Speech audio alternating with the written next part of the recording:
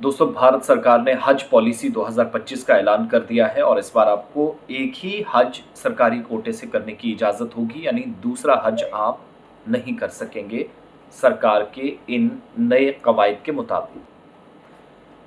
मुल्क के किसी भी रियासत, किसी भी खित्ते, किसी भी इलाके में आप रहते हैं तो हज कमेटी के ज़रिए पूरी हयात या पूरी ज़िंदगी में आज़मीन एक ही बार हज कर सकेंगे।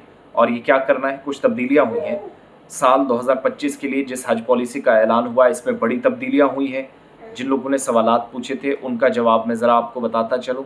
और इस नई पॉलिसी के मुताबिक इंडियन हज कमेटी को मुख्तस आज़मीन हज का कुल कोटा 70% दिया जाएगा। बाकी 30% कोटा प्राइवेट हज ग्रुप ऑर्गेनाइजर्स को दिया जाएगा। और पिछले साल ही कोटा 80-20 का होता था या 20-80 का था।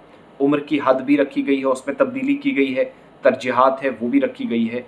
अब जो अहम तब्दीलियां हैं मैं सिर्फ चंद मिनट्स में आपके सामने वो रख दूँ। 65 साल से ज़्यादा उम्र के अफराद जो हैं, अगर आपकी उम्र 65 साल या इससे ज़्यादा है, हज के लिए आप जाना चाहते हैं, दरख्वास्त दहिंदगान या एप्लीकेंट्स जो हैं वो आप अकेले हज पर नहीं जा सकेंगे। उनके लिए ज़रूरी होगा कि वो अपने साथ किसी रिश्तेदार को बतौर मददगार लें। 65 साल से ऊपर, जो इस बार भी आपको याद होगा कोविड के बाद भी एक रूल तब्दील हुआ था। गैर महरम ख़वातीन, बग़ैर महरम के जो हज पर ख़वातीन जाती हैं, इस कैटेगरी में एक तब्दीली की गई है। 65 साल या इससे ज़्यादा उम्र की जो ख़वातीन हैं उनके लिए अपने साथ किसी खातून साथी को ले जाना लाजमी या ज़रूरी या अनिवार्य करार दिया गया है। और ये उन ख़वातीन के लिए जो गैर महरम ख़वातीन हैं और हज पर इस बार जाना चाहती हैं, उम्र 65 साल से अगर ऊपर है।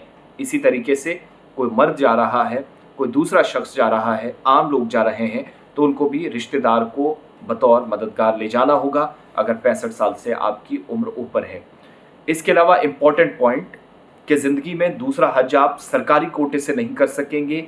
कमेटी के ज़रिए हज कमेटी ऑफ इंडिया के पास जो कोटा है उसमें सिर्फ एक बार आपको हज करने की इजाज़त होगी। यानी बाकी आप जो प्राइवेट ऑर्गेनाइजेशंस के या प्राइवेट टूर एंड ट्रेवल्स के थ्रू करते हैं, अपना पैसा खर्चते हैं, जो सरकारी कोटे से, गवर्नमेंट कोटे से जो मदद लेकर हज करते थे, जिसमें सब्सिडी का भी ऐलान हुआ था, तो उसके तहत सिर्फ एक बार आपको हज करने की ज़रूरत है, की इजाज़त है, इसके अलावा नहीं। इसके अलावा खादिमुल हुज्जाज, जो हेल्पर्स जाते थे, सरकार के नुमाइंदे साथ जाते थे मदद के लिए, नई पॉलिसी में खादिमुल हुज्जाज या खुदामुल हुज्जाज का नाम तब्दील कर दिया गया।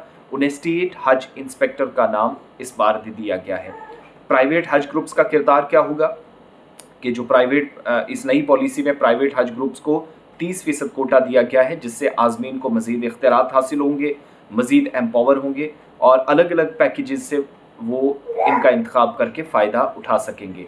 वज़ारत अक़लियती अमूर, जो मिनिस्ट्री ऑफ माइनॉरिटी अफेयर्स है, वो कह रही कि नई पॉलिसी का मकसद आज़मीन हज को बेहतर सहूलियात फ़राहम करना है, उनके सफ़र को आसान बनाना है और साथ साथ हुकूमत ये भी चाहती है कि ज़्यादा से लोग हज के फ़रीज़े को अदा कर सकें, जो इससे पहले 1,75,000 के आसपास था।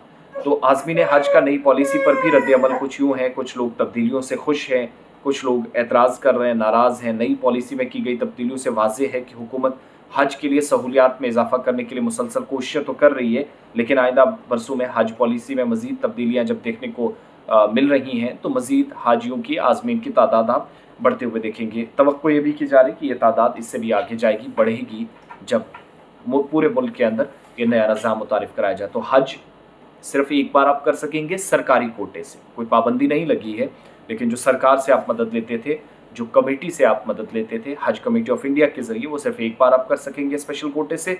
जबकि बाकी जो आप प्राइवेट ऑर्गेनाइजर्स के थ्रू या अपने, वैसे तो पैसा आप खुद ही खर्च करते हैं, लेकिन सरकारी कोटे से थोड़ी मदद हो जाती, तो उसमें सिर्फ एक बार, पहले एक से ज़्यादा हज हो सकते थे सरकारी कोटे के तहत, अब एक बार ही इजाज़त होगी।